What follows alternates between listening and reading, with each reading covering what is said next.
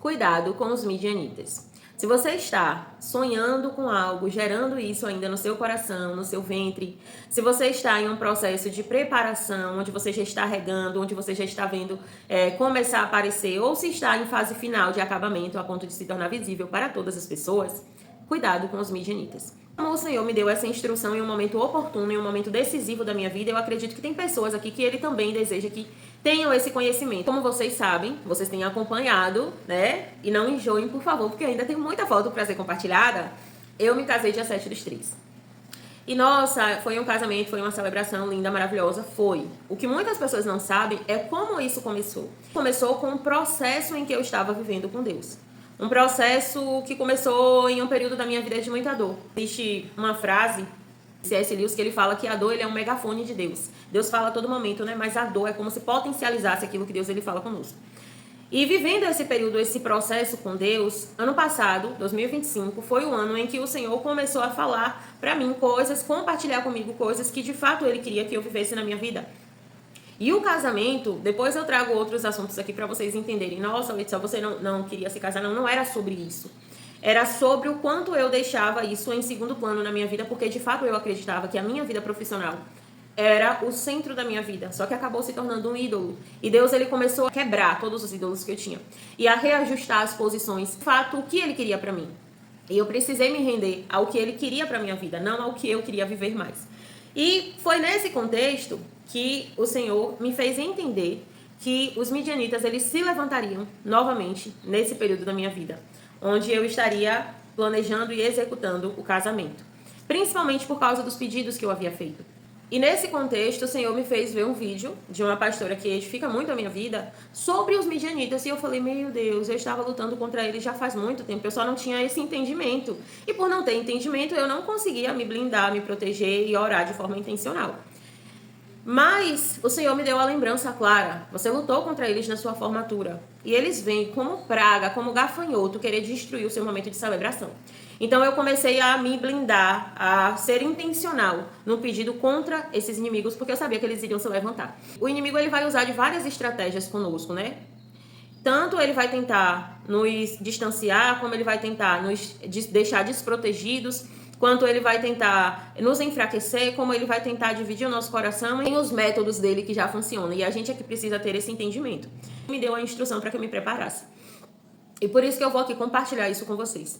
Quem eram os midianitas? Eles eram descendentes de Abraão com uma mulher estrangeira, com Quetura, que ele se casou e depois teve alguns filhos. E um desses filhos foi Midian, que os midianitas eram descendentes de Midian. Pronto. Porém, Isaac foi o filho que Deus prometeu a Abraão e a Sara. E tem coisas na nossa vida que por mais que a gente não queira, que a gente não entenda, mas Deus, ele nos deu. E por isso existe oposição, tá? Toda vez que Deus, ele nos presenteia com algo, existe uma oposição significativa com isso. Então, antes das coisas se tornarem visíveis, existe um processo que antecedeu tudo isso. E os midianitas, eles são aquele tipo de inimigo que eles não gostam do processo.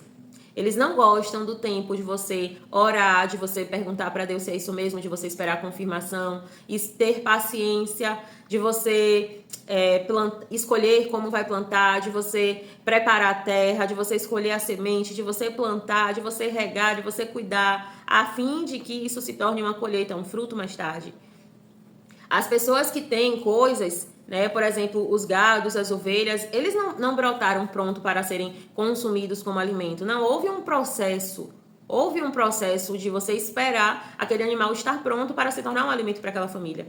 Mas as pessoas que, infelizmente, são como esse tipo de povo, eles não gostam disso, eles gostam de pegar pronto.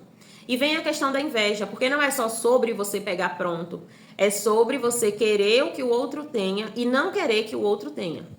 Não é só sobre cobiçar o que a pessoa tem, é sobre você querer o que a pessoa tenha e você não quer que a pessoa tenha.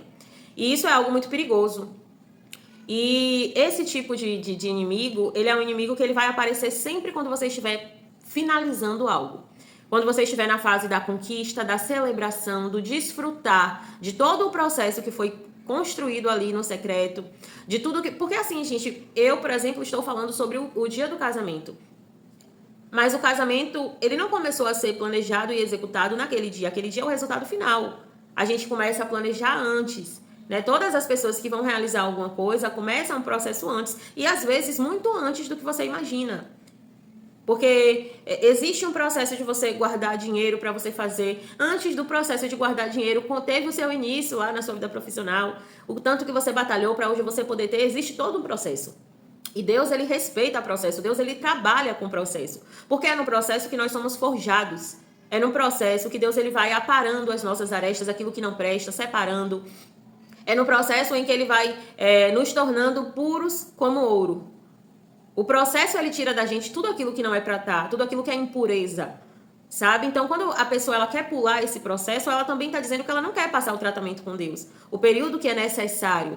Porque Deus, ele não quer nos dar algo, ele não quer apenas nos abençoar, ele quer nos tornar alguém prontos e aptos para receber aquela bênção. Então, esse tipo de inimigo é um tipo de inimigo, assim, perigoso. E só para vocês entenderem que foi algo tão proeminente, assim, nessa data, eu cheguei antes, eu fui para um lugar onde eu estive com uma pessoa que eu não conhecia e eu apenas falei que as coisas tinham saído muito do controle, né? Que a gente já estava vivendo o imprevisto do imprevisto do imprevisto e a pessoa me falou: isso é inveja, moça. Cuidado, porque nem todas as pessoas que a gente acha que torcem com a gente, realmente elas torcem com a gente. E eu me lembrei de todas as vezes que o Senhor havia me ministrado sobre isso. Então, foi de fato algo que eu precisei entender e mesmo eu me blindando, no dia eu tive que aprender a gerenciar. Mas eu queria trazer isso aqui para vocês porque eles são um tipo de inimigo tão perverso, eles pegaram um profeta para amaldiçoar o povo de Deus, né? De tão perversos que eles eram. E é um tipo de inimigo que ele está circulando na nossa vida o tempo todo e muitas vezes se fazendo presente no intuito de: eu estou te ajudando, conte comigo para tudo. E ele se manifesta também de duas formas, porque existem essas pessoas que elas não querem que você tenha, elas querem o que você tem, mas elas não querem que você tenha. E também existe um outro tipo, que são aquelas pessoas que não semearam com você, não plantaram com você, mas ela acha que ela tem o direito de colher a parte boa. A parte ruim eu descarto, mas na parte boa eu quero estar com você, eu quero celebrar com você, porque eu acho que eu mereço. Então é um tipo de inimigo que é pra gente ter atenção. Não sei quem tá precisando ouvir isso, não sei por que Deus me pediu pra eu gravar esse vídeo nesse sentido, tá? Mas eu espero de fato que possa fazer sentido pra sua vida e que possa ser uma instrução do céu nesse período, assim como foi pra mim, no período em que eu estava vivendo.